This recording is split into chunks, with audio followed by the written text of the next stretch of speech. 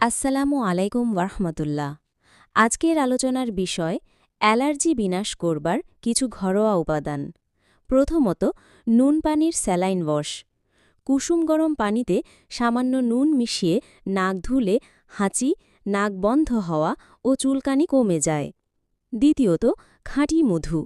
প্রতিদিন সামান্য মধু খেলে শরীরের রোগ প্রতিরোধ ক্ষমতা বাড়ে। মৌসুমি অ্যালার্জিও নিয়ন্ত্রণে আসে। তৃতীয়ত, আদা ও লেবুর শরবত। ১ কাপ গরম পানিতে আদার রস, লেবুর রস এবং সামান্য মধু মিশিয়ে খেলে কাশি ও গলার চুলকানি দূর হয়। চতুর্থত তুলসী পাতা। তুলসী পাতার চা শরীরকে সতেজ রাখে, শ্বাসকষ্ট ও হাঁচি কমাতে সাহায্য করে। পঞ্চমত হলুদ দুধ। ১ গ্লাস গরম দুধে আধা চা চামচ হলুদ মিশিয়ে রাতে খেলে অ্যালার্জি ও প্রদাহ কমে। এছাড়া ধুলাবালি ও ধোঁয়া থেকে দূরে থাকুন। বাইরে গেলে অবশ্যই মাস্ক ব্যবহার করুন। এই ঘরোয়া উপাদানগুলো অ্যালার্জির কষ্ট কমাতে কার্যকর। তবে যদি সমস্যা গুরুতর হয় বা শ্বাসকষ্ট বেড়ে যায়, অবশ্যই ডাক্তারের পরামর্শ নিন।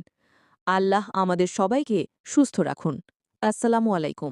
ভিডিওটি ভালো লাগলে লাইক দিন, বন্ধুদের সঙ্গে শেয়ার করুন আর আমাদের চ্যানেলটি সাবস্ক্রাইব করতে ভুলবেন না।